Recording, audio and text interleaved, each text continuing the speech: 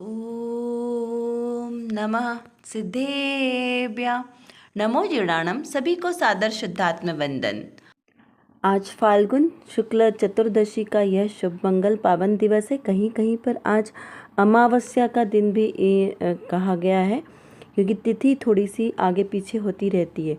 और अष्टानी का महापर्व, जो शाश्वत महापर्व हमारे चल रहे थे फाल्गुन माह के, उसका भी आज यह अंतिम दिवस है। 8 दिन तक की पूजा आराधना देवलोक नंदीश्वर दीप में जाके करते हैं। वहीं हमने आज भावपूर्वक यहीं से 8 दिन का अनुष्ठान किया, पूजा अर्चना की भावपूर्वक। ऐसे इस महान पर्व के अंतिम अवसर पर जो हमें आज संदेश प्राप्त हुआ है, वह भी हमारे ज्ञान की महत्व को ही बताने वाला संदेश है कि किस प्रकार मेरा ज्ञान गुण वही सर्वश्रेष्ठ है, क्योंकि वो मेरा ज्ञान गुण कैसा है, अपने ज्ञायक को प्रदर्शित करने वाला है। तो चलिए पहले आज का संदेश पढ़ते हैं। इसमें लिखा है कि ज्ञान गुण को प्रदान करके आत्मा को ज्ञायक कहा जाता है। ज्ञान गुण स्वयं सविकल्प है, अर्थात वह अपने को तथा पर को जानने वाला है, और ज्ञान के सिवा अन्य किसी गुण में स्वपर को जानने की सामर्थ्य नहीं है, जिससे ज्ञान के सिवा सभी गुण निर्विकल्प है। यहाँ पर ज्ञान गुण के सविकल्प होने की बात कही है, और ज्ञान गुण के अलावा जितने भी गुण हैं, क्योंकि आत्मा में अनंत गुण है ना, तो अन्य सभी गुण कैसे हैं, निर्विकल्प है। तो पहले हम ये समझते हैं कि सविकल्प और निर्विकल्प क्या है। तो सविकल्प यानी जो विकल्पों के साथ है, विकल्प सहित है, और निर्विकल्प यानी जिसमें विकल्प नहीं है। तो जो निर्विकल्प है वो सुखी है, और जो सविकल्प है वो दुख का कारण है। तो यहाँ पर अगर हम समझें तो ये ज्ञान तो सुख का कारण है ना, ज्ञान होना, तो उसको सविकल्प कहा, दुख का कारण कैसे हुआ। तो यथार्थ ज्ञान को जानना वो निर्विकल्पता की ओर ले जाने वाला है, और विकल्प रूप जानने वाला जो ज्ञान है, विपरीत जानने वाला, वो दुख का कारण है। क्योंकि सब कुछ किसके आधार से होगा, ज्ञान गुण के कारण से। बाकी जितने भी गुण हैं उसमें ज्ञान नहीं है, तो ज्ञान नहीं होने के कारण से उनको विकल्पों की उत्पत्ति नहीं है, तो इसलिए वो कैसे, निर्विकल्प दशा में। लेकिन जो ज्ञान गुण है वो आत्मा का मुख्य गुण है ना, क्योंकि आत्मा में ज्ञान भरा है सर्वांग में, और ज्ञान से क्या करते हैं, जानते हैं। जानते और देखने का काम ज्ञान से होता है, और ये एकमात्र जीव द्रव्य में है गुण। ज्ञान गुण एकमात्र जीव द्रव्य में, क्योंकि जीव ही तो जानता देखता है। तो जब वो जानता देखता है, उसके अंदर ये जो गुण है ज्ञान गुण, तो वो कभी विपरीत भी तो जान सकता है ना। जानना विपरीत भी होता है, और जो अपने स्वभाव के अनुरूप यथार्थ जानना भी होता है। तो जब जीव विपरीत जानता है तो वो क्या करता है, विकल्प उत्पन्न करता है। क्योंकि विकल्प में क्या होगा, ये अच्छा है और ये बुरा है, क्योंकि हम अपने ज्ञान से जानते हैं ना कि कौन सी चीज़, ये अग्नि है, अग्नि गर्म है, जल ठंडा है, अभी गर्मी का मौसम है तो हमें पंखा चाहिए, एसी चाहिए, कूलर चाहिए, फ्रिज का पानी चाहिए, आइसक्रीम चाहिए। तो ये ठंडा गर्म, अच्छा बुरा, रूखा, मतलब ये सारी चीज़ों का जानना होता काहे से है, ज्ञान से होता है ना। हम देखते काहे से हैं, ज्ञान से देखते हैं। भोजन की अनुभूति करते तो किससे करते हैं, ज्ञान से करते हैं। ये शरीर में ज्ञान है क्या, नहीं है, आत्मा में ज्ञान है, इसलिए हमें अनुभव होता है कि क्या चीज़ अच्छा है और क्या बुरा। तो ये जो सारा जो व्यापार बनाया ज्ञान का, जो व्यापार है जानना देखना रूप, क्योंकि उपयोग जो है वो व्यापार रूप है ना, दर्शन और ज्ञान, ज्ञान उपयोग और दर्शन उपयोग, तो ये सब चलते काहे से, ज्ञान गुण से चलते हैं ना। तो इस कारण इसमें ज्ञान में कैसे विकल्प उत्पन्न होते हैं, और ये जो विकल्प सविकल्प वाली दशा है ये दुख का कारण है। लेकिन जब यथार्थ रूप से जाने, अपने आत्म स्वरूप को ही जाने, एकमात्र अपने आत्म स्वरूप को जाने, तो वो सही जानना हुआ। तो यहाँ पे क्या कहा, ज्ञान गुण को प्रदान करके आत्मा को ज्ञायक कहा। ज्ञायक यानी जो जानने वाला है, तो जानने वाला ज्ञान गुण की प्रधानता से आत्मा को ज्ञायक कहा है। नहीं तो आत्मा में तो और भी गुण है, किसी और गुण के नाम से भी बोल सकते हैं, लेकिन जो जानने वाला है एकमात्र इसमें ज्ञान गुण मुख्य है। तो ज्ञान गुण की मुख्यता के कारण आत्मा को ज्ञायक कहा।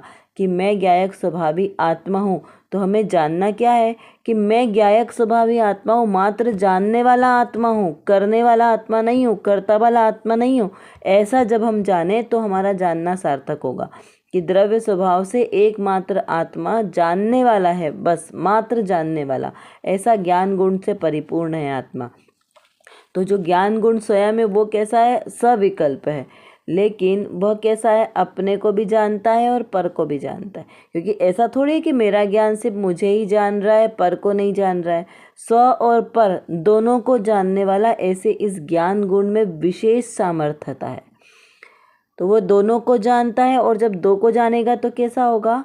विकल्प है ना, ये दो को जानना ही तो विकल्प है, भेद रूप विकल्प, और अभेद सो निर्विकल्प।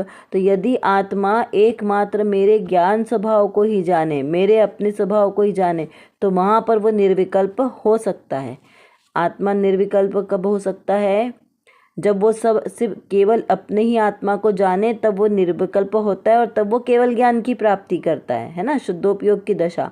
क्योंकि उस समय शुद्धोपयोग की दशा में मेरा जो आत्मा का ज्ञान गुण है वो एकमात्र अपने ज्ञायक स्वभाव को ही जानता है, स्व में ही रमता है, तब उसे निर्विकल्प दशा होती है। और जब पर को जाने तो विकल्प उत्पन्न होता है। तो ऐसा विशेष गुण एकमात्र आत्मा में है, अन्य किसी भी द्रव्य में नहीं है।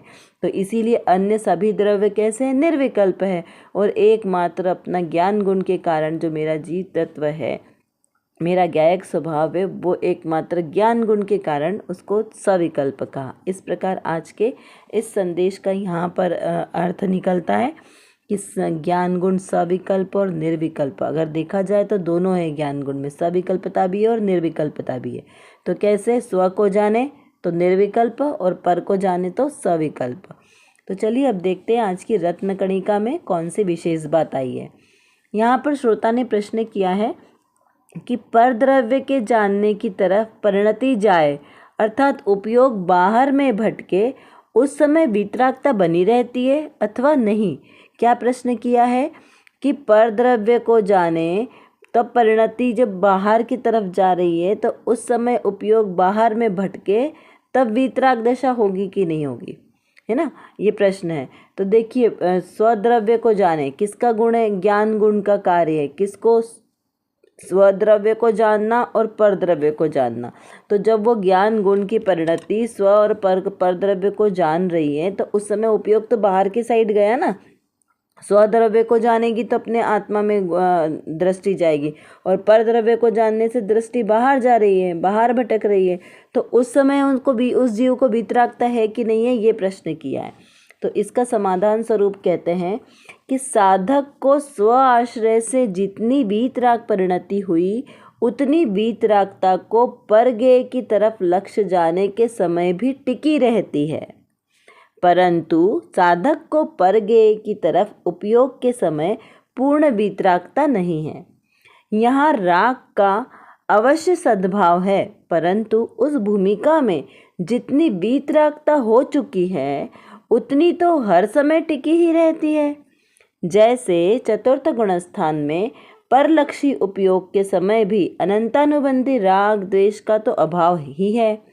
छठे गुणस्थान में परलक्ष्य के समय भी तीन कषाय का अभाव होने से तत्समय संबंधी राग द्वेष भी नहीं है। केवली भगवान को पर को भी जानते हैं और स्व को भी जानते हैं, परंतु उन्हें अपना उपयोग पर में लगाना नहीं पड़ता, उनका उपयोग तो स्व में ही लीन है। तो इस प्रकार वहाँ पर वीतरागता अधिक है, वहाँ पूर्णता है। यहाँ पर क्या बताना चाह रहे हैं? वीतरागता की तीन स्टेज बताइए। एक तो सम्यक दृष्टि की भूमिका में जब उसकी अनंतानुबंधी कषाय का अभाव हुआ है और उसको आंशिक वीतरागता प्रकट हुई है, क्योंकि जब तक मिथ्यात्व है, जब तक कैसी है? वीतरागता नहीं है।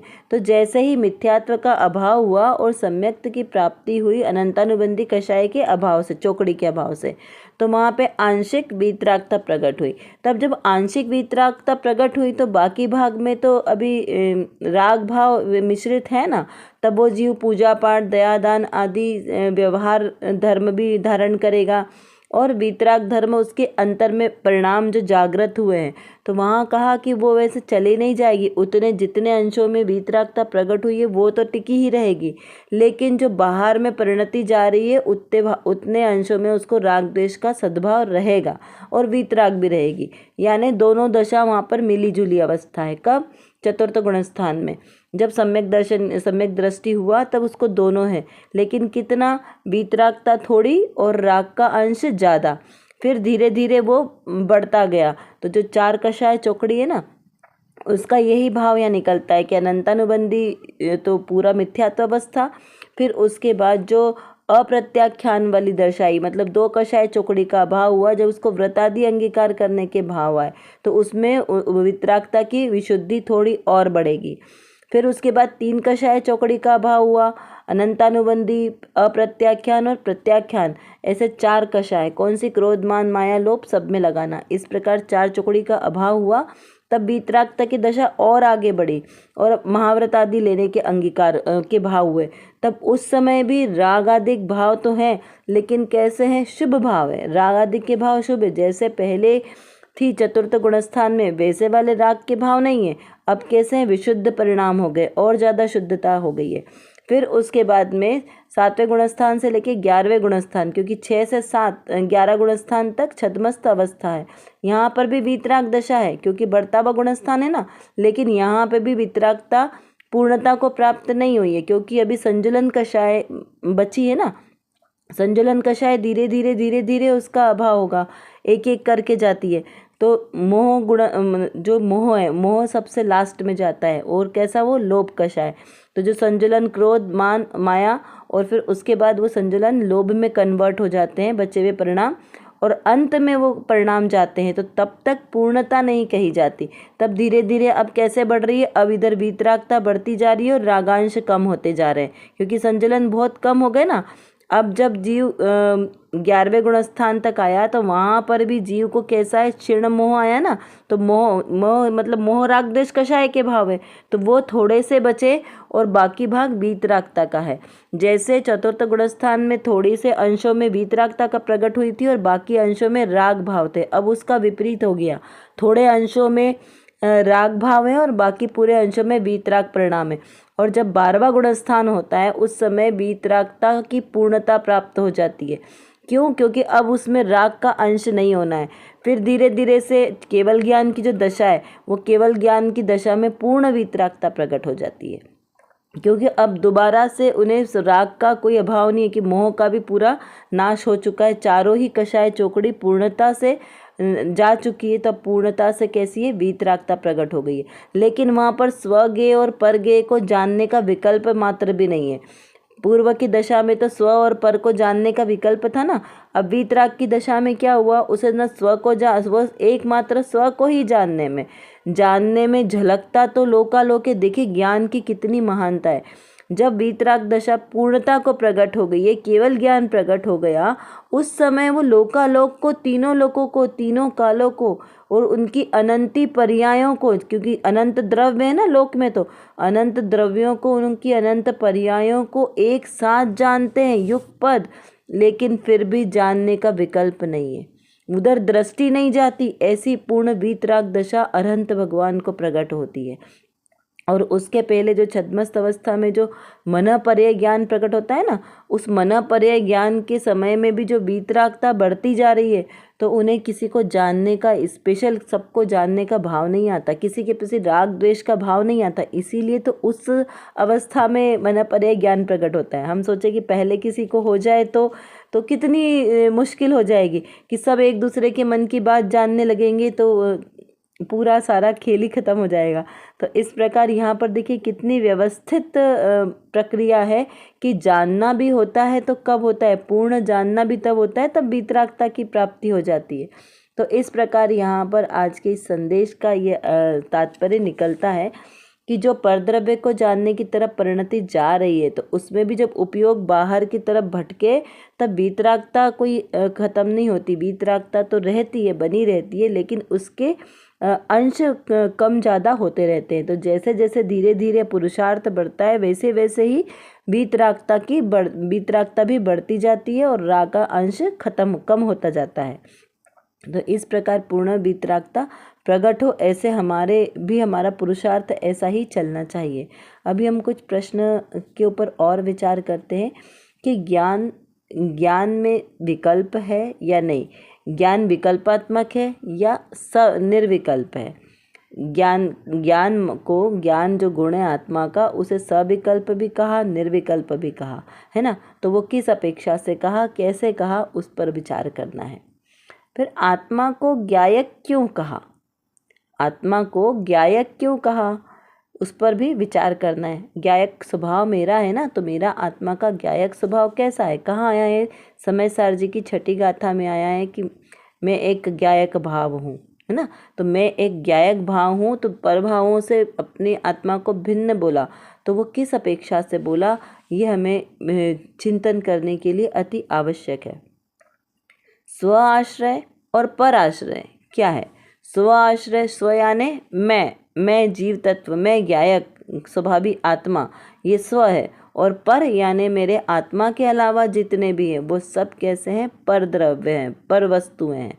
तो यहाँ पर कहा कि स्व आश्रय और पर का आश्रय, आत्मा का आश्रय लेना और परद्रव्य का आश्रय लेना, इसका क्या अर्थ समझना और इसको जानने से हमारा क्या लाभ है और क्या हम इसको नहीं जाने। अगर स्वद्रव्य परद्रव्य को, स्व आश्रय और पर आश्रय को ना समझे तो उससे हमारे को क्या क्या हानियाँ हो सकती है, इस पर विचार करना है हमें।